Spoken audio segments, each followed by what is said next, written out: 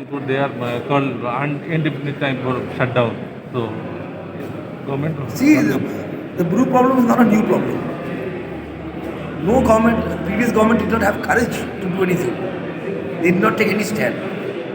23 বছর নিজের ভারতীয় নাগরিকরা ভারতবর্ষে রিফিউজি হয়ে থাকবে, ঠিক না? সেটা আমি বিশ্বাস করি। তাই আমাদের ওনাদেরকে সেটেলমেন্ট করার জন্য আমরা চেষ্টা করছি। We have selected places. Now there may be some, what to say, demands or some objection that we look into. তো এভাবে তো ট্রাভেল ক্রিয়েট করতে কিছু হবে না। 3 বছর ধরে প্রবলেম এটা সলভ করার চেষ্টা হচ্ছে সরকার, সদিচ্ছা আছে সরকারের। আমরা জায়গাগুলিও মোটামুটি সিলেকশন করেছি ওদের সঙ্গে বসে, ঠিকঠাক নাগরিক মন্ত্রণা কি এটা নাগরিক মঞ্চের ডিমান্ড হলো যে আপনারা ব্রুদের ব্যাপারে কাঞ্চনপুর গিয়েছিলেন, আলোচনা করেছেন, কিন্তু ওদের সাথে কোনো আলোচনা হচ্ছে না। ওরা কিন্তু এসছে ত্রিপুরাতে 3 বছর আগে এসছে, it's not a new problem. দেশ যেভাবে করছে এটা নতুন প্রবলেম না।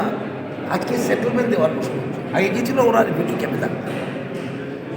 আমরা নীতিগতভাবে এটা বিশ্বাস করি না ভারতবর্ষের লোক ভারতবর্ষে রিফিউজি হয়ে থাকবে। কাশ্মীরি হোক পণ্ডিতরা, কাশ্মীরি পণ্ডিতরা, সেটা হলো আমাদের স্ট্যান্ড ক্লিয়ার।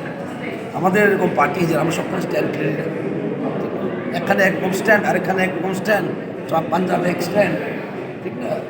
আবার কি বলে পশ্চিমবঙ্গে সিপিএম কংগ্রেস মিলে লড়াই করবে, বিহারে করবে সিপিএম কংগ্রেস মিলে, এভাবে স্ট্যান্ড বিজেপি নেয় না। বিজেপির ওয়ান সিঙ্গল স্ট্যান্ড, ভারতীয় নাগরিক ভারতবর্ষের মাটিতে করতে হতে পারে। সুতরাং আমরা স্ট্যান্ড নিয়েছি, সেটা ন্যাশনালিস্টিক স্ট্যান্ড, রাষ্ট্রপতি স্ট্যান্ড নিয়েছি। এটাকে বিরোধী করা আমার মনে হয় উচিত না। আর সরকার সবার সঙ্গে আলোচনা করে সেটেল করে। স্যার, যারা এই স্ট্রাইক করছে তাদের বিরুদ্ধে প্রবলেম অফ ব্রু, ইংলিশে লাগে তো আপনাদের, problem of Bru is not a new problem. It is not a problem created by BJP সরকার, it is a problem created by the previous government.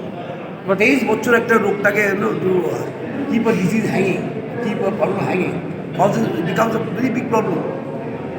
It has multiplied so many folds. কত জন্ম হয়েছে, কত লোক আরও এসছে 23 বছরে। জিনিসটা প্রথম দিকে যদি করে দিত সেটেলমেন্ট, আজকে এই প্রবলেমের সম্মুখীন আমরা হতে হয়নি। We didn't have to face this problem. This problem is created and sustained by whom and for what reason? সেটা দেখা দরকার প্রথম। যারা আন্দোলন করছে ওদের বোঝা উচিত এই প্রবলেম তো শুরু হয়েছে কবে, সাস্টেইনড বাই হু, কেন ওটাকে রেখেছে, আরও বড় করলো কেন, অরিজিনাল কত লোক এসেছিল, আজকে বেড়ে 1.5 বছর কত বড় বিরাট হয়ে গেছে। তারপরেও আমাদের বিজেপি সরকার, বিজেপি পার্টি আমরা বিশ্বাস করি যে ভারতবর্ষের মাটিতে ভারতবর্ষের নাগরিক রিফিউজি হতে পারে।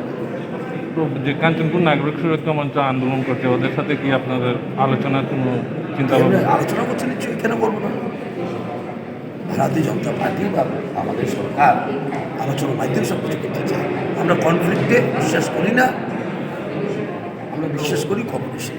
Thank you sir.